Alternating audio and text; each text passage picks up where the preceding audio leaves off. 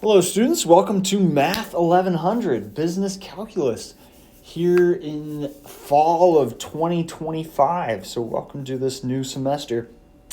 To get us started, I just wanted to, since this is an online class, I wanted to make a video talking about just important aspects of the syllabus, as well as to walk you through the online software that we use for all the homeworks and exams in this class. So if we go ahead and pull up Canvas, the first thing I want to point out is on the very top of this Canvas page is announcements. I will send out an announcement every week to just remind you about what's due and give you any other important information, for example, as we approach the tests, just to kind of make sure you guys are ready for those. So please make sure you're reading those announcements every week. But if we go to the syllabus, you'll also see the formula sheet on here. That formula sheet will be available to you whenever you take the exam, so just kind of keep that in mind. But let's go and open up the syllabus and talk about some important things here. So my name's Trevor Johnson. There's my office number and my office phone and my email address. The best way to contact me is just through email, because then I can just respond when I'm able to. My office hours are from 1 to 3 and from 11 to on Tuesday and then 11 to 1 on Thursdays. But if those times don't work for you, feel free to email me and we can set up an appointment to meet via Zoom. Since this is an online course, I'm happy to use Zoom for my office hours. But I will say that I don't just keep Zoom running during my office hours.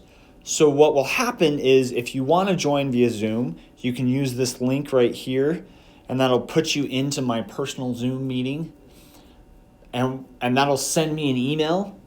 And so once I get that email, then I'll open up Zoom and I'll start the Zoom call and I'll let you in. So just make sure to be patient if you want to attend via Zoom, because it might take me a few minutes to get the Zoom call started. So business calculus is just an abbreviated calculus class with lots of business applications.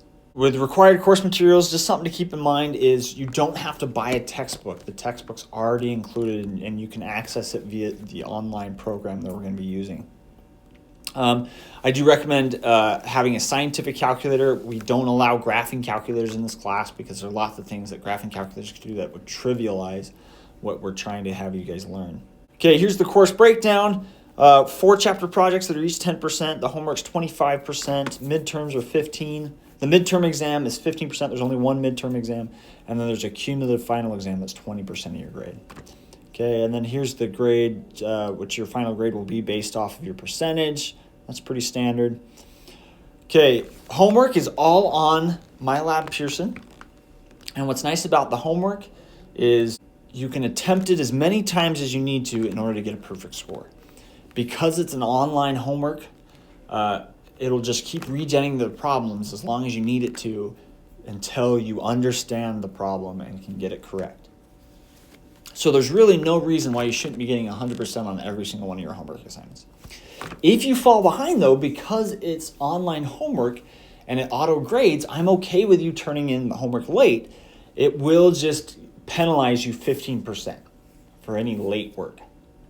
And the reason for that penalty is because we don't want you falling behind. We want you to stay up to date with where the class is. So just keep that in mind. And I will walk you through a little bit of that as soon as we're done with the syllabus. Okay, the projects. So after every chapter, with the exception of after chapter 3, which is when we'll do the midterm, and after chapter 6, which is when we'll do the final exam, but after the other chapters, instead of doing a normal test, you'll do a project assessment. Projects are open note, open resource. Of course, I'll have more information on those as those come up. But I will say, just please make sure that as you do these, that you're showing all of your work. Don't skimp on work, because that's partially what I'm grading this project over. Show all of your work and make sure you read the directions carefully. And if you have any questions, reach out to me before you submit that project, just to make sure if you are curious about whether you're thinking about it right or doing it right.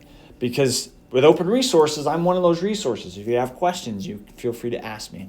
Exams. So midterm exam will take place right in the middle of the semester after we finish chapters 1, chapter 2, and chapter 3, and it will be comprehensive with those 3 chapters. And then the final exam is also comprehensive and we'll cover everything that we learned in the class.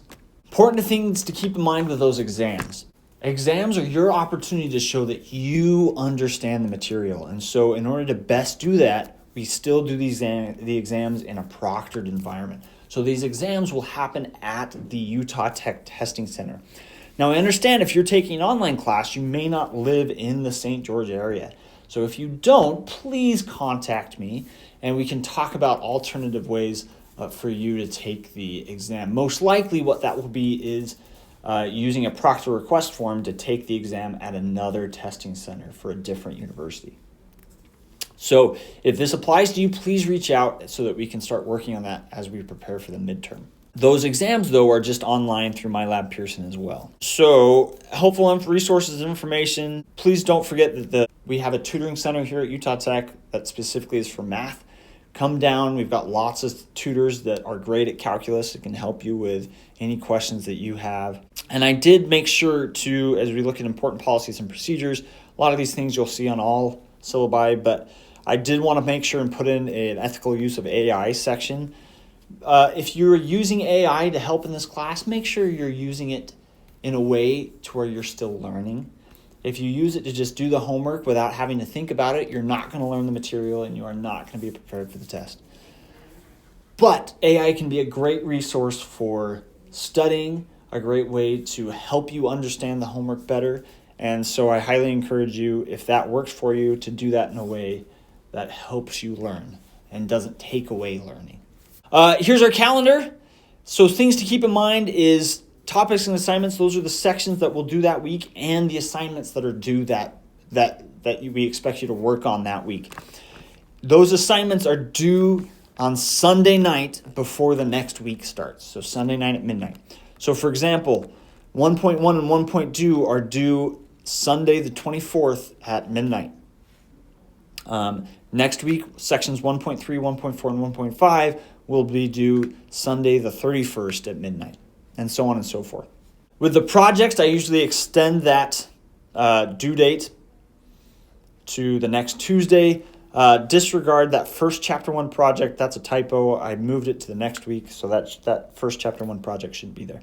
When we get to these exams, so I have the midterm exam during the week of the 13th through the 19th. That exam will be open for you to take any day that week, so Monday through Sunday. You can take it any day that week, just whenever the testing center is open. And that's true with the final exam as well, but since finals week ends the Thursday the 11th, that's the last day you can take the final exam. If you have any questions about the syllabus or about the calendar, please send me an email.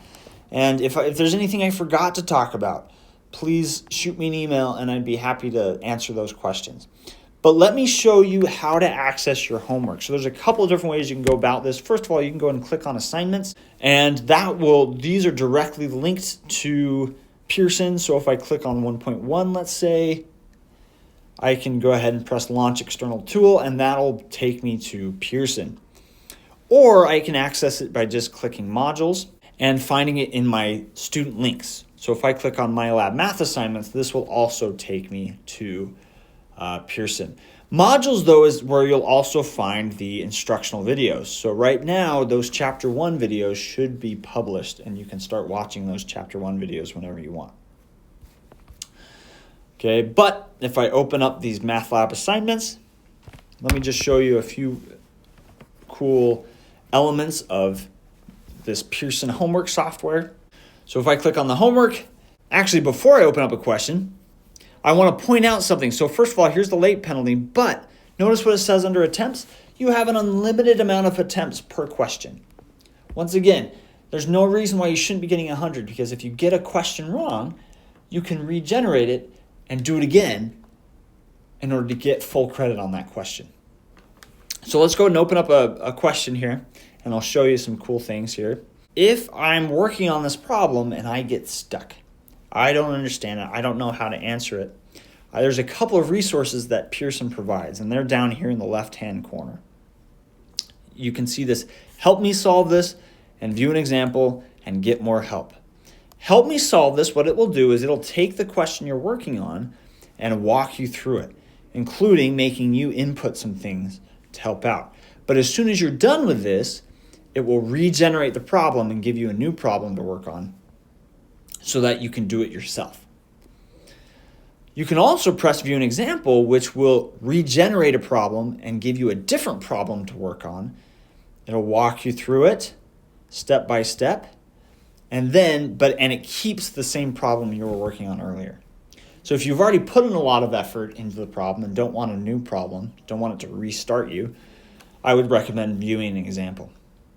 And then under Get More Help, sometimes there might be a video available that you can watch to help you. You can also access the e-text, which remember is already included with your Pearson subscription. Or you can ask an instructor, which will just send me an email. That's all it will do. It'll just send me an email about the specific question you're on. So lots of resources available on this homework. Be aware, though, that those resources will not be available on the exam. And with the exams, of course, you'll only have one attempt per question. Okay, but that's what I wanted to talk about here. Oh, and then I did want to just show you, I talked about this in my announcement, but if I look at the instructional videos, Introduction to Limits, you'll notice there's two different videos, a concept video and an examples video. Start with the concept video, try some of the homework, and if you get stuck, then open up that examples video and it'll walk you through a couple of the problems from the homework. So that's how my videos work. Okay, once again, please shoot me an email if you have any questions about anything I talked about today. But I'm looking forward to the semester, and I wish you guys the best of luck.